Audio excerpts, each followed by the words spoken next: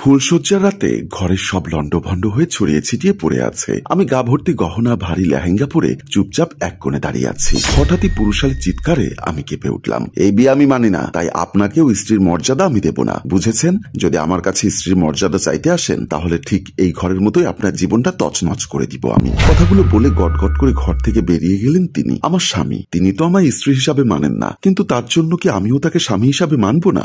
না, বিয়ে যখন হয়েছে তখন যে করেই হোক আমাকে মানিয়ে চলতে হবে। তারপর আমি ওয়াশরুমে চলে গেলাম। ফ্রেশ হয়ে আয়নার সামনে বসে নিজের গহনাগুলো খুলে রাখছি। উনি যে সেই বের হলেন এখনো আসেননি। ঠিক এমন সময় কেউ বলল, ড্রেসিং টেবিলটা আমার মিস চৌধুরী, আপনি ওখান থেকে সরে গেলে খুব ভালো হয়। আমি আয়নায় তাকিয়ে দেখলাম উনি আমার পেছনে দাঁড়িয়ে আছে, চোখে মুখে বিরক্তির ছাপ। আমি উঠে দাঁড়িয়ে বললাম, আপনি যেমন এই বিয়েতে রাজি ছিলেন না, তেমনি আমিও রাজি ছিলাম না। অযথা আমার উপর এভাবে চটপট করে লাভ হবে না। বিয়েটা যখন হয়ে গেছে তা অস্বীকার করে কি কোনো লাভ আছে? উনি আমার হাতের কবজি শক্ত করে চেপে ধরলেন, আর তার ফলে চুড়িগুলো ভেঙে যেতে লাগলো। আমার হাতে ফুটে গেল কয়েকটা চুড়ির অংশ। আমি মাথা নিচু করে দাঁড়িয়ে আছি ব্যথা সহ্য করে। এত সাহস ভালো না। আমার সামনে সাহস দেখানোর চেষ্টা করবেন না মিস চৌধুরী। এই বিয়েটা আমি কোনোদিন মানব না। যেখানে আমার কোনো পছন্দ ছিল না, খুব শীঘ্রই আমি এখান থেকে চলে যাব। তুমি একা থাকবে ঘর সংসার নিয়ে। উনি আমার হাত ছেড়ে সোজা ওয়াশরুমে চলে গেলেন। আমি হাতের দিকে তাকালাম। চুড়ি ভেঙে ঢুকে গেল হাতে। আমার হাত বেয়ে টুপটুপ করে রক্ত পড়ছে, তাও চোখ দিয়ে জল পড়ার জো নেই আমার। যখন বিয়ে হয়েছিল তখনই বুঝেছিলাম আমার জীবনটা শেষ। উনি ওয়াশরুম থেকে ফ্রেশ হয়ে এসে বিছানায় শুয়ে পড়লেন। আমি এখনো স্থির হয়ে ওই একই জায়গায় দাঁড়িয়ে আছি। এসব ন্যাকামি না করে চলছে না আপনার? রাত বিরাতে এভাবে মূর্তির মতো দাঁড়িয়ে না থেকে শুয়ে পড়ুন। ওনার দিকে ফিরে দেখলাম উনি পাশ ফিরে শুয়ে পড়লেন। সে রাত্রে আমি ড্রেসিং টেবিলের সাথে হেলান দিয়ে ঘুমিয়েছিলাম। সকালে ঘুম ভাঙতে দেখলাম ঘরটায় ভালোভাবে চোখ বুলিয়ে দেখলাম বিছানা পরিপাটি করে গোছানো, অর্থাৎ উনি ঘুম থেকে উঠে বিছানা গুছিয়ে গেছেন। আমি উঠে দাঁড়াতেই আমার হাতে কাটা জায়গায় ছোট্ট একটা ব্যান্ডেজ চোখে পড়ল। এটা আমার হাতে কি করে এলো? তাহলে কি উনি? নিজেকে নিজেই প্রশ্ন করে উত্তর পেলাম, হ্যাঁ, উনি ছাড়া আর কেই বা ছিল এই ঘরে? দরজা তো বন্ধ ভেতর থেকে, তাই কেউ আসতেও পারবে না। মানুষটা যে কেমন তা বুঝতে একটু সময় লাগবে আমার, কিন্তু উনি তো আমার সেই সময়টুকুও দেবেন না। আর কথা না বাড়িয়ে ফ্রেশ হতে চলে গেলাম। কিছুক্ষণ পর ড্রয়িং রুমে আসলাম। দেখি শাশুড়ি মাকে উদাসীন হয়ে ড্রয়িং রুমে বসে থাকতে দেখে আমি একটু অবাক হলাম। মা, আপনি এভাবে এখানে বসে আছেন যে? কোনো সমস্যা হয়েছে? শাশুড়ি মা আমার দিকে করুণভাবে তাকালেন। আমার হাত ধরে ওনার পাশে বসিয়ে বললেন, আমায় ক্ষমা করে দাও বৌমা, আমি ভাবিনি আমরা তোমার জীবনটাকে এভাবে নষ্ট করে দিব। আমি কিছু বুঝলাম না মা, কি হয়েছে একটু খুলে বলবেন?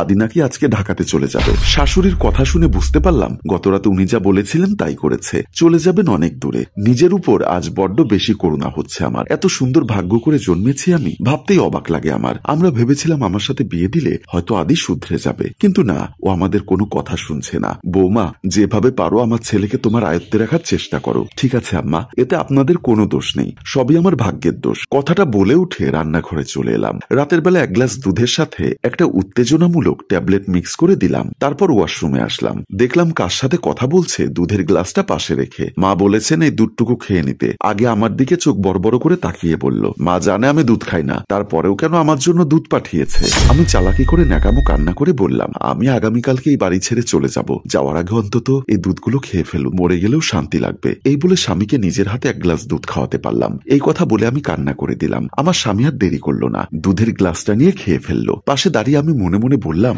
এবারে বুঝবে কত ধানে কত চাল। দুধের খালি গ্লাসটা নিয়ে আমি রান্নাঘরের দিকে চলে আসলাম। আমার স্বামীর সারা শরীর ঝিমঝিম করতে লাগলো, চোখ মুখ অন্ধকার হয়ে আসছে। আমি রান্নাঘরে এসে কাজ করতে লাগলাম। কিছুক্ষণ পর আমার স্বামী উঠে চলে আসলো। এসে আমার আশেপাশে ভাদ্র মাসের কুকুরের মতো ঘুরঘুর করতে লাগলো। এখন আমি তার দিকে তাকাচ্ছি না। সে অনেকক্ষণ পরে এক বুক সাহস নিয়ে আমাকে বলল, তুমি এত রাতে রান্নাঘরে কি জন্য আসলে? এখানে কি করো তুমি? আমি চোখ বড় করে বললাম, এখানে কি চাও? আমি আগামীকালকে সকালে চলে যাব, তোমার সাথে আমার কোনো কথা নেই। আমার স্বামী বলল, আসলে একটা কথা বলার জন্য এসেছি। এখন আমি কাজ করছি, আজাইরা বকবক করতে পারবো না। রুমে গেলে বলবে।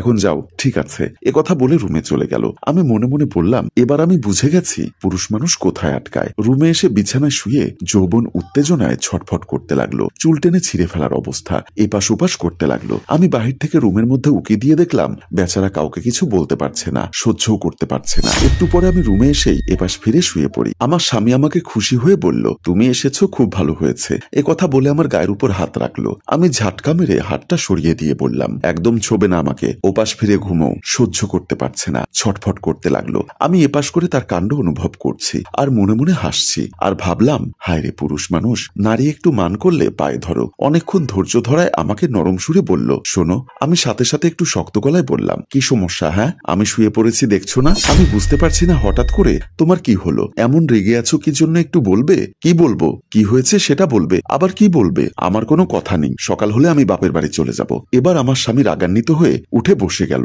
আমি বিয়ে করেছি তোমাকে বাপের বাড়িতে থাকার জন্য, কোথাও যেতে পারবে না। এবার আমি উঠে বসে বললাম, তুমি না বলেছিলে তোমার জীবনে আমার প্রয়োজন নেই, এখন এসব কথা বলে লাভ কি? আমি কিন্তু দু ধরনের কথা পছন্দ করি না। গতকাল রাতে আমি যেই বিহেভটা করেছি সেটা আমার করা উচিত হয়নি। আমি বিয়ের কনসেপ্টকেই বিশ্বাস করি না, সো আমার জন্য এই হুট করে বিয়েটা মেনে নেওয়া পসিবল নয়। আমি বললাম, তো এখন কেন ভালো মনে হলো? তুমি খুব ভালোভাবেই জানো আমাদের বিয়েটা কি সিচুয়েশনে হয়েছে। তুমি বলেও ছিলে সেদিন রাতে কিন্তু আমি যতটা রুড বিহেভ করেছি তুমি করনি। এসবের জন্যই সরি। ঠিক আছে, আমি তোমাকে ক্ষমা করে দিয়েছি।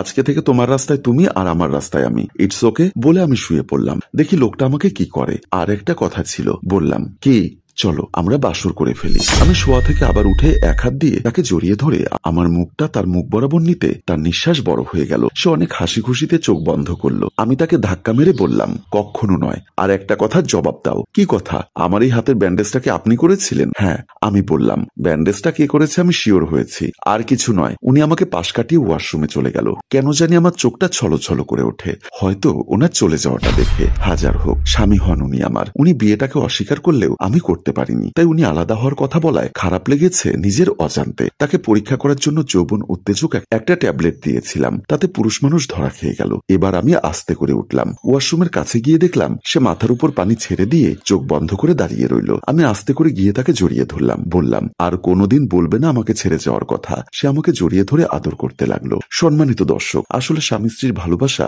এটা কখনো মিথ্যা হয় না। যে কোনো কিছুর বিনিময়ে আদায় করলে ওখানে স্বর্গের সুখ মেলে। কথাটা আরেকবার প্রমাণ হয়ে গেল। ভালো লাগলে শেয়ার করে অন্যকে দেখার সুযোগ করে দিন। গল্পটির রচনায় মঞ্জুর মোর্শেদ, ক্যামেরায় রানা। ধন্যবাদ।